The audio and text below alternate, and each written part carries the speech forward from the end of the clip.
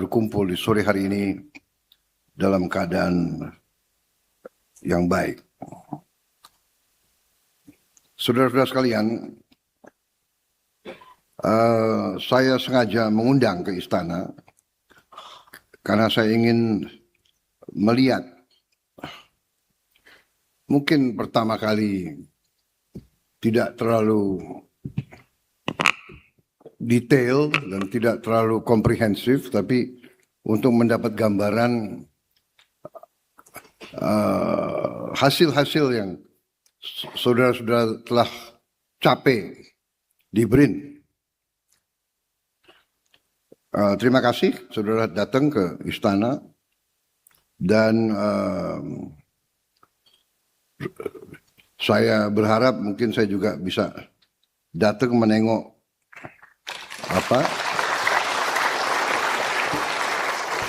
kampus-kampus saudara. Saya pernah datang pada saat dulu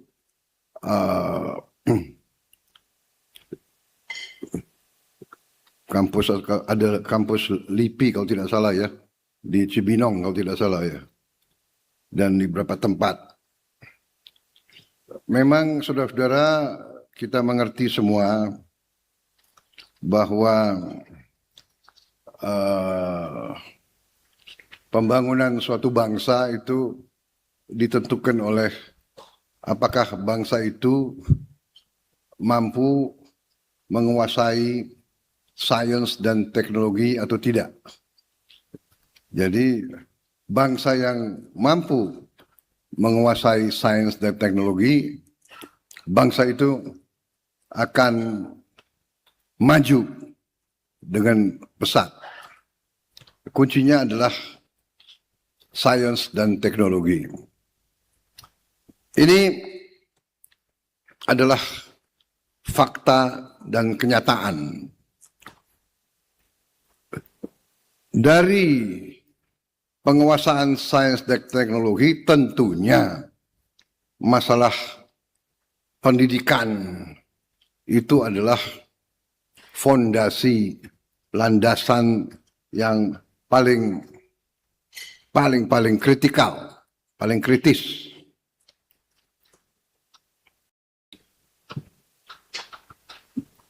Dan marilah kita, saya terutama mengajak tim saya dan saudara-saudara sekalian, kalau saya memimpin, saya sukanya itu memimpin dengan fakta, facts, realita, dengan keadaan yang sebenarnya. Kadang-kadang fakta itu ya tidak enak. Kadang-kadang melihat realita itu tidak enak. Terus terang saja, ya. Contoh yang kecil saja, kita negara jumlah penduduk keempat terbesar di dunia, 300, ya hampir 300 juta ya, 287 juta rakyat kita. Tapi saya sangat sedih terus terang saja, ya kan? Masalah sepak bola saja, kita tidak mampu masuk Piala Dunia. Ini fakta yang tidak enak, ya. Masa negara kecil seperti Cape Verde, ya, Cape Verde masuk, saya nggak tahu itu. Mungkin jumlah penduduknya dengan Kabupaten Sumedang mungkin lebih banyak Sumedang. Ya, Cape Verde, apalagi ya, banyak negara-negara kecil yang masuk ke situ. Ini harus kita introspeksi, kita harus lihat. And tidak gunanya kita mengeluh. Menurut saya, ini saya ambil contoh sepak bola, tapi nanti saya bisa ambil contoh banyak sekali, ya kan? Tapi ini contoh sepak bola aja. Kalau sepak bola nggak ada yang tersinggung di antara kalian kan? Bener nggak? Ya kan? Mungkin yang tersinggung Menpora mungkin. Tapi beliau juga baru Menporanya. Atau enggak, beliau kan sudah PSSI juga lumayan. Tapi beliau sudah berjuang luar biasa. Dan kita hampir masuk kemarin ya. Hampir masuk. Mungkin strateginya harus lebih pintar kita. Maksud saya begini. Lihat fakta itu. Negara sebesar kita. Ya. Tidak bisa ikut Piala Dunia. Satu yang saya bilang, jangan mengeluh. Jangan mencari kambing hitam. Jangan, karena itu tidak akan membantu. Nah sekarang belajar. Bagaimana? Kenapa kok bisa negara itu masuk umpamanya? Ya kan? Kenapa? Apa yang dilakukan? Pelatihnya dari mana? Guru-gurunya dari mana? Jadi 500.000, ya benar. Sumedang lebih banyak. Bogor apalagi? Oh enggak. Ya Sumedang lebih banyak dari Cape Verde. Jadi kita cari penyebabnya apa. Baru kita harus berani berbuat. Sains dan teknologi. Kita butuh orang-orang pintar. Banyak orang pintar. Saya ingat Profesor Habibie mengatakan, oke, kita nggak usah takut. 1% saja orang pintar di Indonesia. 1% saja. Itu hampir 3 juta orang. Ya. Jadi kita sebetulnya bahan bakunya banyak sekali. Tapi ya apapun yang kita punya harus saudara-saudara saintis kan harus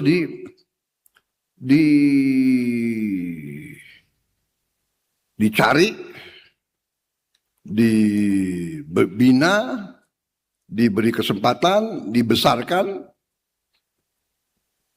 didukung melalui suatu proses. Jadi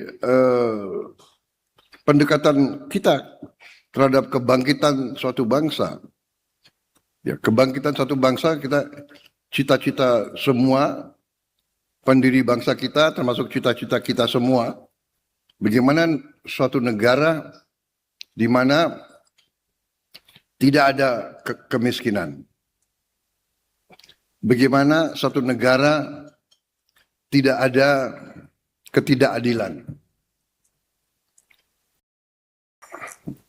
Nah, kalau kita mendekati dengan cara saintifik, cara rasional, jangan dengan cara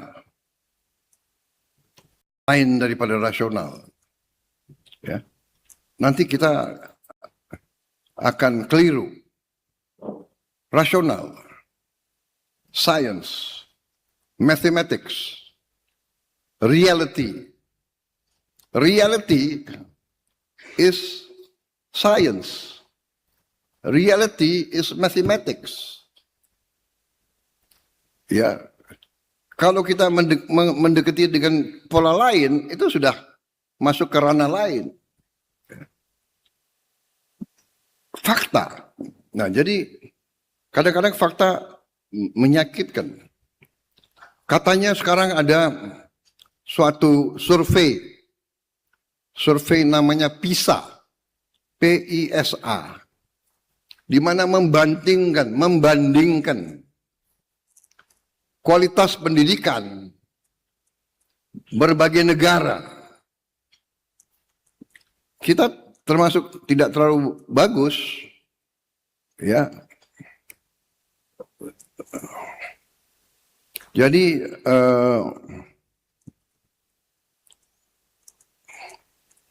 lu skor PISA membaca,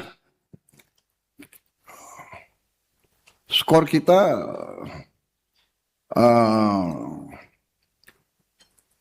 tadi kalau Anda lihat di situ hanya sedikit di atas Filipina. Kita masih di bawah Thailand, di bawah Malaysia, di bawah Belanda, di bawah Vietnam, di bawah rata-rata OECD, di bawah Jepang, di bawah Singapura. Kalau Singapura saya nggak usah kita terlalu khawatir kok, hanya negara 5 juta kok, satu kota, ya kan? Kalau Menteri Pendidikan Singapura itu sebetulnya nggak bisa dibandingkan dengan Menteri Pendidikan Indonesia, ya. Indonesia punya 388.000 sekolah, kalau tidak salah, nanti dicek, ya. Ada di tengah gunung, ada di pulau terluar, ada. Jadi bagaimana memberi pendidikan yang terbaik untuk Indonesia? Jangankan Indonesia, mungkin Kepala Dinas Pendidikan Maluku Utara atau Kepala Dinas Pendidikan Sulawesi Utara, bagaimana dia harus mengecek sekolah-sekolah di Miangas, di pulau-pulau terpencil. Jadi kalau saya Singapura oke, dia berhasil di satu kota. Menteri Pendidikan tinggal keliling seluruh Singapura, mungkin 2 jam dia bisa cek hampir semua sekolah di situ, ya kan? Terjangkau dari kantor dia. No, it's real, it's reality. It's reality. Dia berhasil. Tapi kesulitan kita sangat besar. Ini tidak boleh alasan bahwa kita menilai bahwa kita tidak perlu kejar ketertinggalan. Ini saya sampaikan, ini yang saya katakan realita. Ini orang luar lihat kita, ya kita boleh kita terima, tapi kita jangan terlalu takut. Dia hanya lihat gambar dari luar. Dia nggak lihat kesulitan-kesulitan yang kita hadapi sebagai negara yang sangat besar. Ya, jadi ini yang saya maksud, sudah kita terima ini sebagai katakanlah peringatan, koreksi, dan kita cari bagaimana kita akan atasi. Kita pernah 2003-2006 cukup tinggi, habis itu kita merosot. Ini menurut pandangan mereka, ya, dalam membaca, dalam matematik dan sebagainya. Baik, jadi ini hanya sebagai gambaran. Disinilah saudara-saudara, maksud saya untuk mencapai tingkat inovasi, untuk mencapai tingkat terobosan, untuk mencapai tingkat penemuan-penemuan, ya, paten-paten dan sebagainya. Itu dasarnya pendidikan. Dan inilah saya ingin investasi cukup besar di bidang pendidikan untuk generasi penerus kita. Saya ingin perbaiki semua sekolah dari fisik. Kita juga membangun sekolah-sekolah unggulan untuk anak-anak terpinter. Bisa kita seleksi, nanti dia kejar universitas-universitas terbaik di dunia.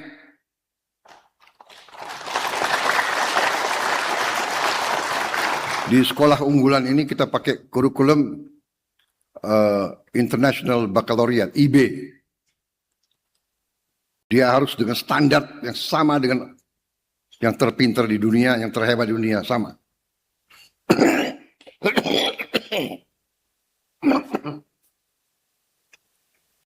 Dan kita harapkan dia diterima dan dia lolos di universitas terbaik di dunia. Itu satu cara. Cara kedua, kita kerjasama, kita undang universitas terbaik di dunia kerjasama dengan universitas kita di sini. Entah joint, entah KSO, entah. Jadi kita ada dua cara. Tapi ini investasi jangka panjang. Kita koreksi diri kita sebagai bangsa. Investasi kita di bidang research dan development sangat sedikit. Jauh dari yang seharusnya. Ini koreksi kita. Ya. Dan juga ke depan kita akan berusaha memperbaiki itu. Ya. Untuk itu tentunya kita perlu dana. Dana itu kita cari.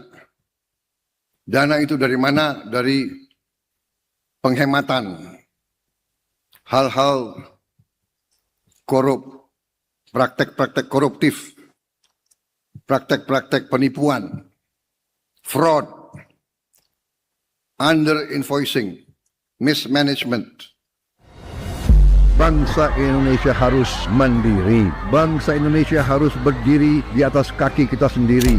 Dan di situ elemen utamanya adalah swasembada pangan.